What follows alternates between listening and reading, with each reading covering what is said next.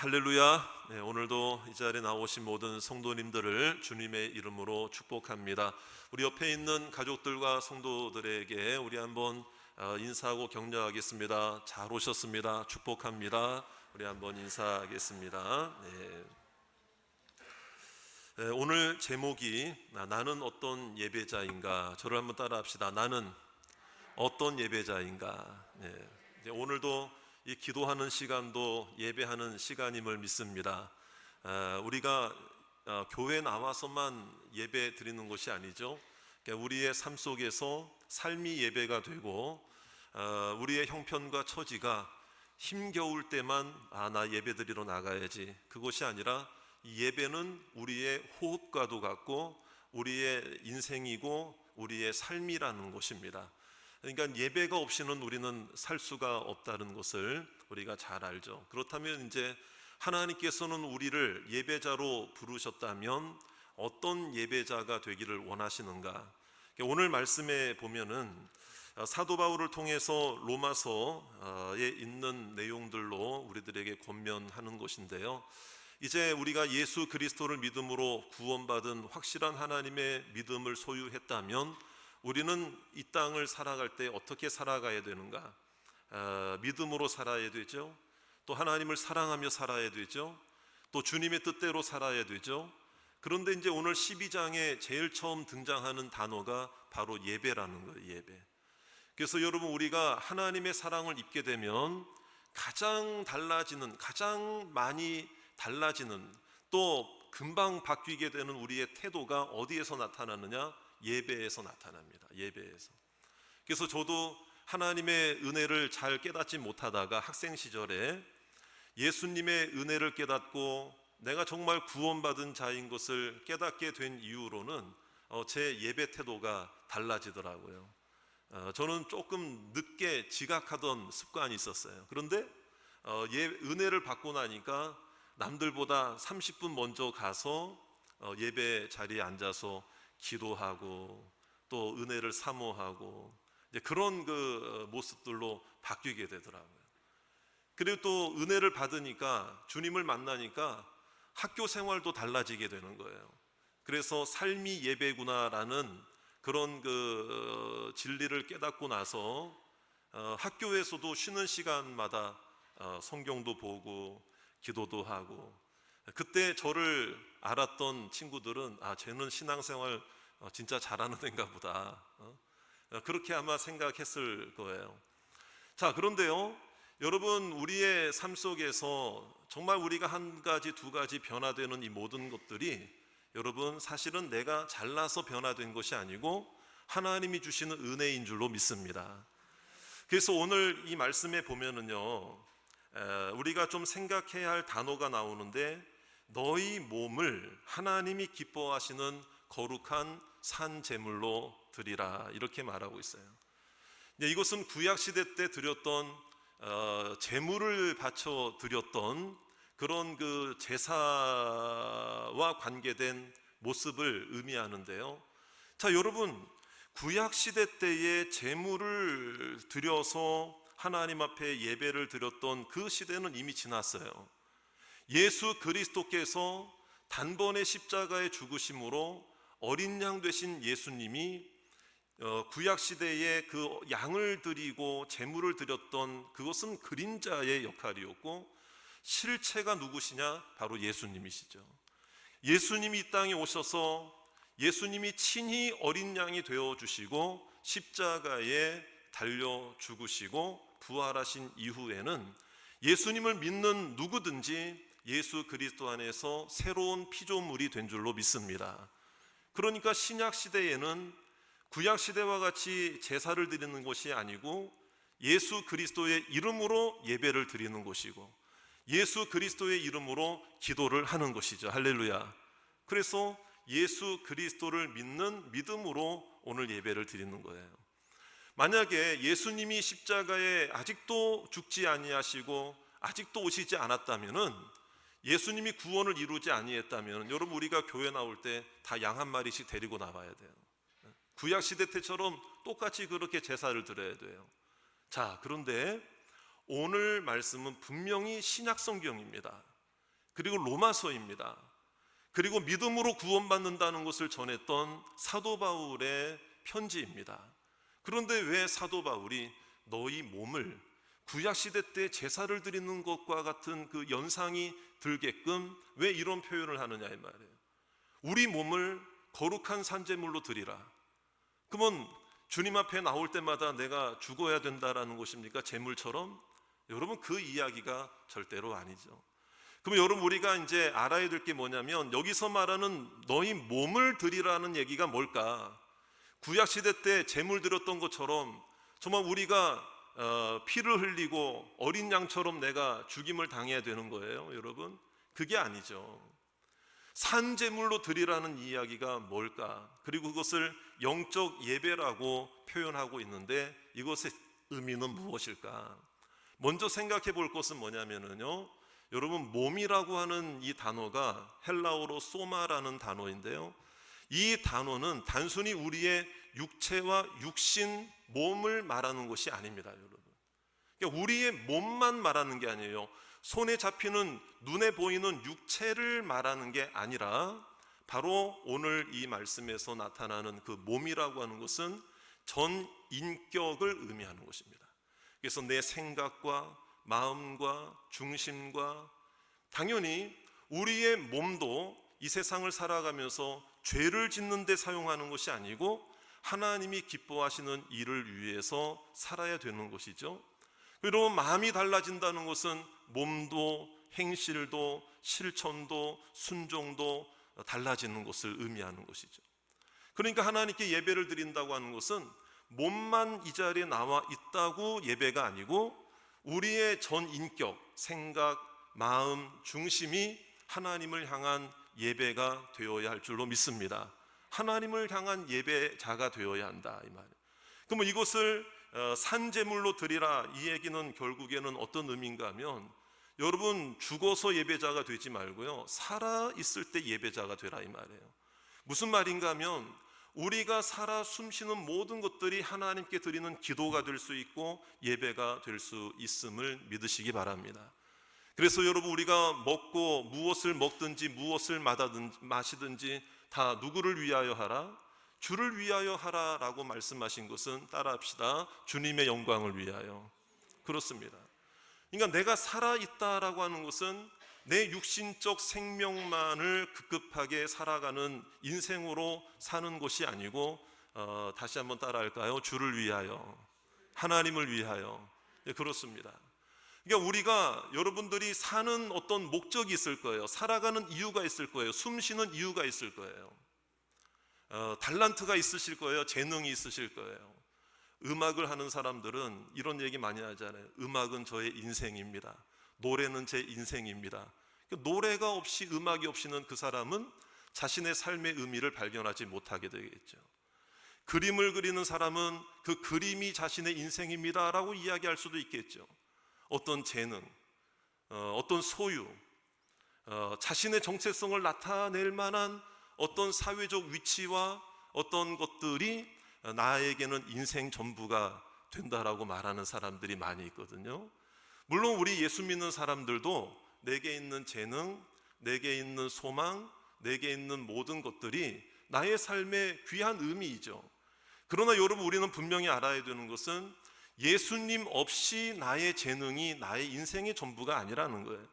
여러분, 예수님을 믿고 하나님의 자녀가 된 자들은 내가 나의 인생의 아주 중요한 부분을 차지하는 재능과 달란트라 할지라도 하나님 안에서 발견하여야 될 줄로 믿습니다. 하나님 안에서 의미를 발견하고 하나님 안에서 목적을 발견하고 하나님의 영광을 위하여 살아있는 존재로서 믿음으로 오늘도 숨을 쉬어 나가야 한다는 것이죠. 이것이 변화입니다. 그리고 이것이 달라지는 것입니다. 우리는 세상을 살아갈 때 맹목적으로 살아가는 것이 아니에요. 오늘도 우리는 예배자로 살아가는 자들이 되시기를 주의 이름으로 축원합니다. 여기 있는 우리 청년들과 학생들도 저마다 하고 싶은 일이 있고 꿈이 있고 소망이 있어요. 제가 늘 말씀드리지만 하나님 안에서 꿈을 꾸시기를 바랍니다. 하나님 안에서 꿈을 발견하시기를 바랍니다. 이게 우리 모든 우리 학생들이 다 재능이 있고 이제 그러지만은 뭐 여기 우리 저기 다니엘이 왔네요. 예, 다니엘. 물론 우리 다른 우리 중고등부 학생들도 다 재능이 있고 귀하게 하나님이 사용하실 줄로 믿습니다. 근데 이제 다니엘이 지난번에 다니엘 한번 손 들어봐. 예, 다니엘이 아주 착하고 듬직하고 아주 뭐 우리 중고등부에 다니엘이 없으면 또 안 되죠? 예, 그래요. 네, 어쨌든 오늘 이렇게 또 칭찬을 해야 또 다음 주도 또 올 줄로 믿습니다. 다른 학생들도 마찬가지예요. 다니엘 많고 그런 건 아니에요. 근데 제가 감동을 받은 게 지난번에 겨울 수련회를 하는데요. 다니엘이 이제 참석을 했잖아요. 중고등부 수련회에. 그때 물어봤어요. 대만에 얘가 골프를 지금 배우고 있거든요.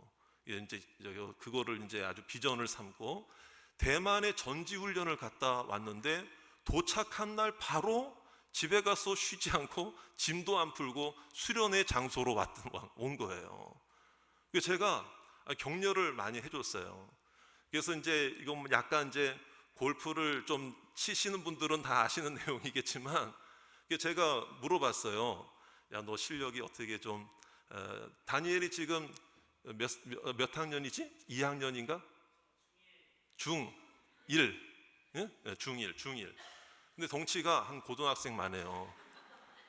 이렇게 칭찬을 많이 해야 돼. 계속 기회 있을 때. 다음 주에도 올 줄로 믿습니다. 자, 어쨌든 딱 온 거예요. 수련회 온 거예요. 너무 제가 감사한 거예요. 대만 전지훈련 갔다가 얼마나 피곤해요. 그런데도 수련회 또 온 거예요. 수련회 와서 제가 격려도 해주고 그러는데 그때 이제 제가 너 좀 실력이 어떻게 되니 그랬더니 저요 92타 쳐요. 그래요. 92타 정도 되면은 그래도 아마추어 정도 중에서는 그래도 어른들하고 이렇게 해도 그렇게 뭐 많이 빠지거나 그런 거는 아닐 것 같아요. 제 생각에는. 근데 얼마 전에 지난주에 교회에서 또 이렇게 봉사하고 수고하고 있길래 야 다니엘아 너 실력 좀 많이 늘었냐 그랬더니 저 요즘에 80타 쳐요. 딱 이래요. 골프는 숫자가 줄어들수록 좋은 겁니다. 줄어들수록 다 아시겠지만 그러니까 그렇게 저는 단순히 지나가면서 한마디 물어보았지만 그 물어본 것으로 끝나는 게 아니라 제 마음에 막 기도가 되더라고요.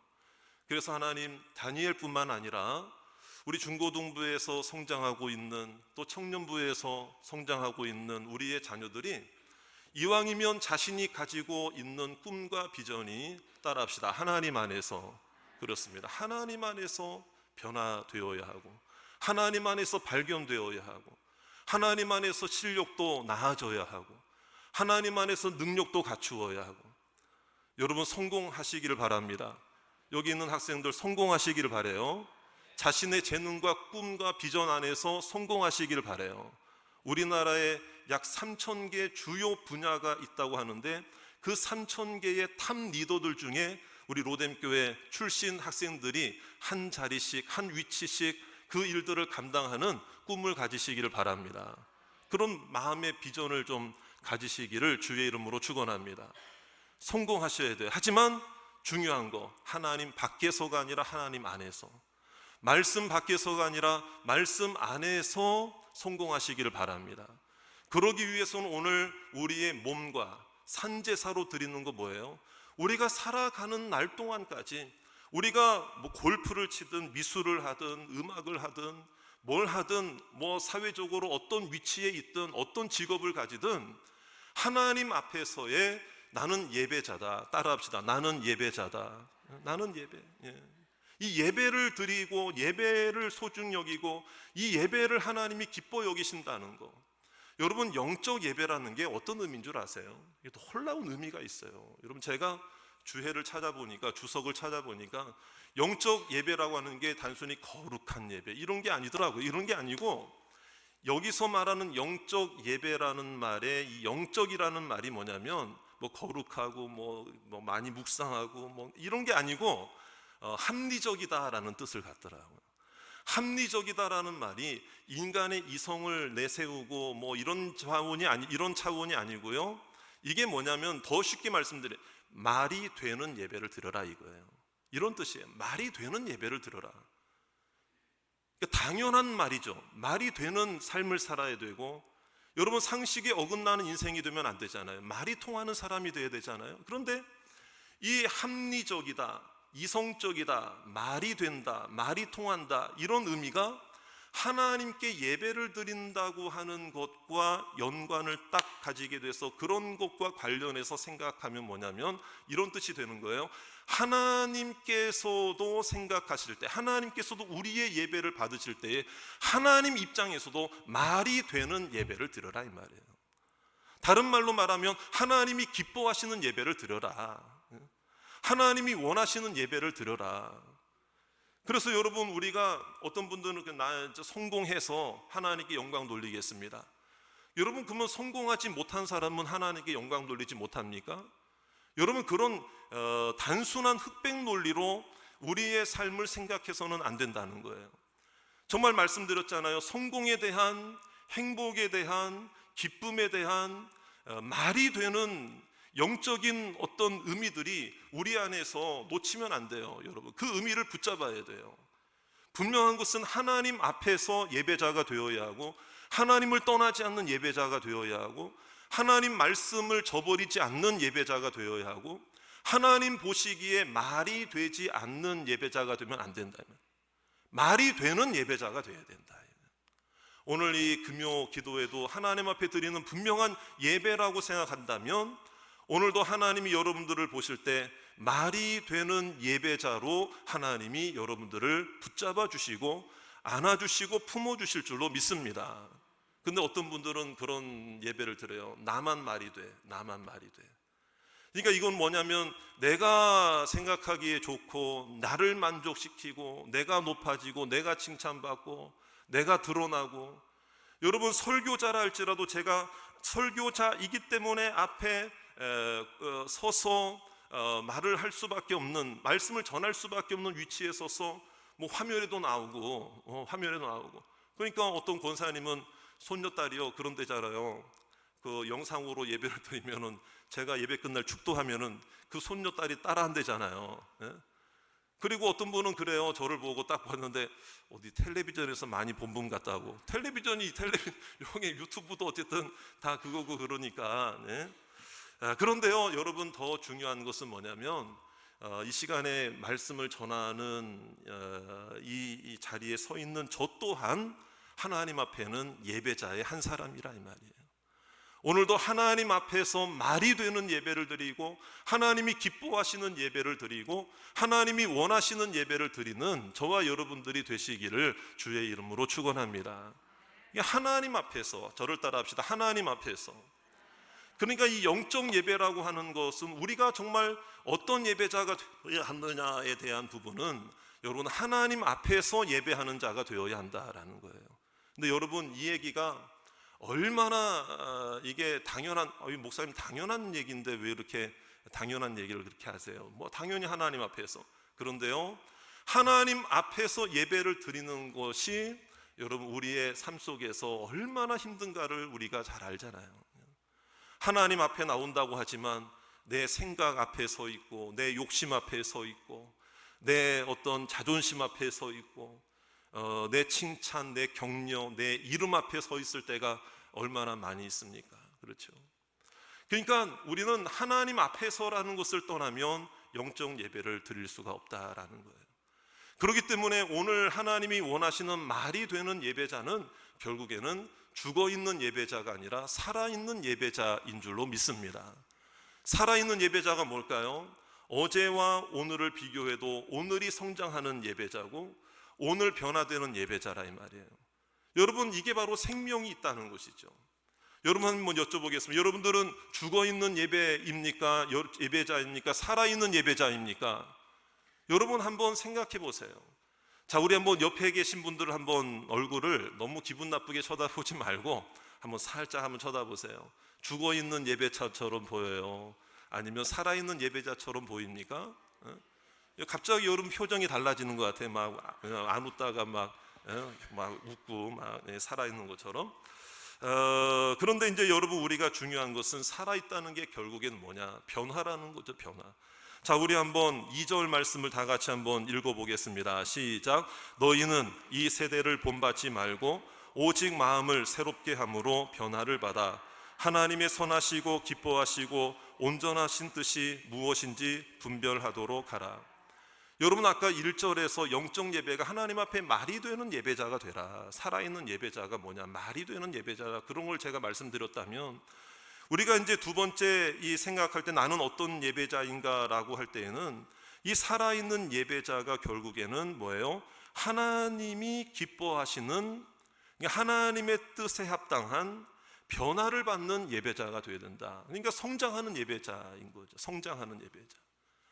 그러니까 어제의 모습과 오늘 모습이 뭔가 다르고 생명력이 나타나고, 근데 우리는 죽어가는 생각을 하고 죽음의 생각을 하고 낙심의 생각을 하고 나는 안 돼, 나는 안 돼. 예배를 드리면서도 나는 안 된다는 거예요.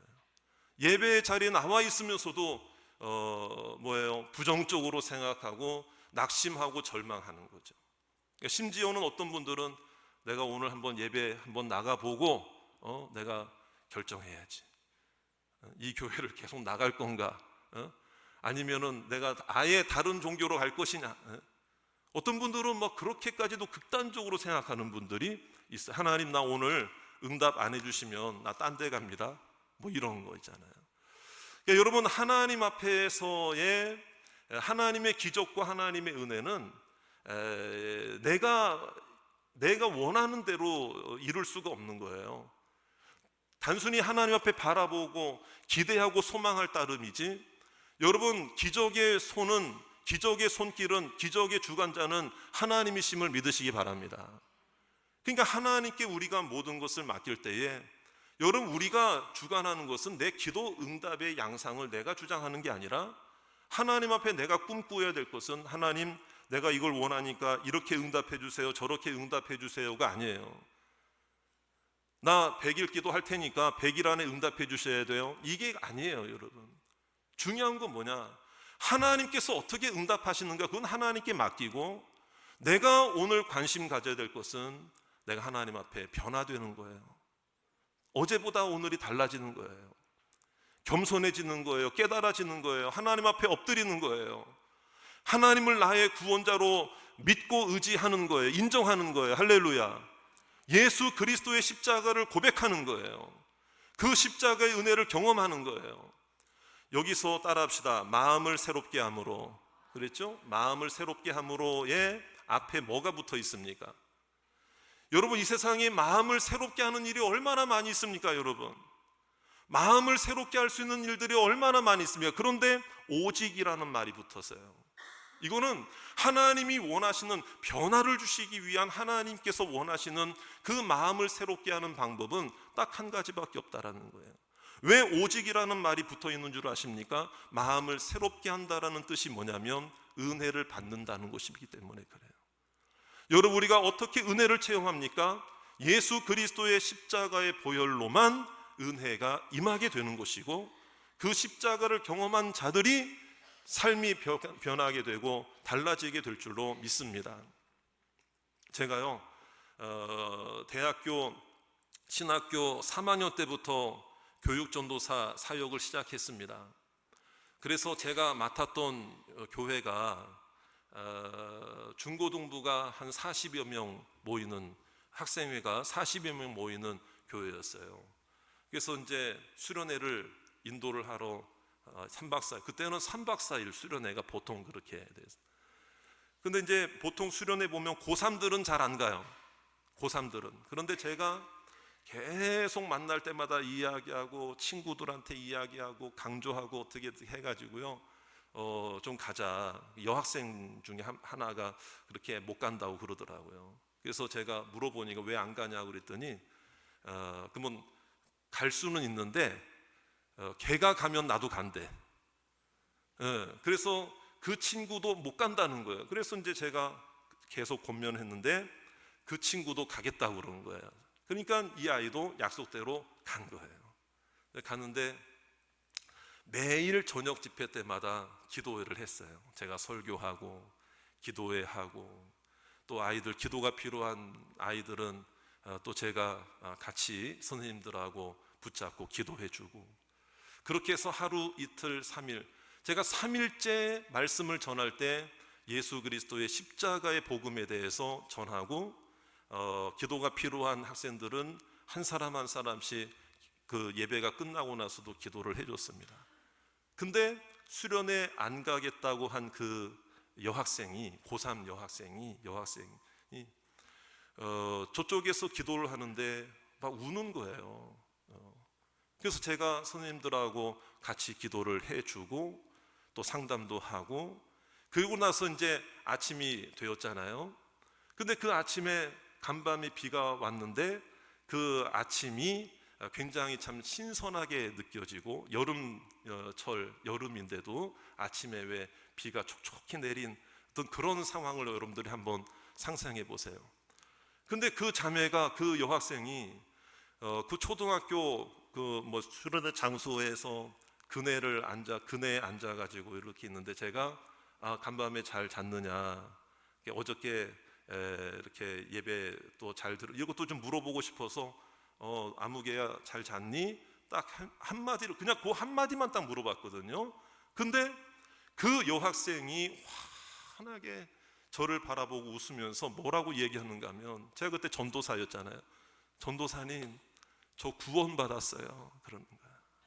저 구원받았어요. 그러는 거야.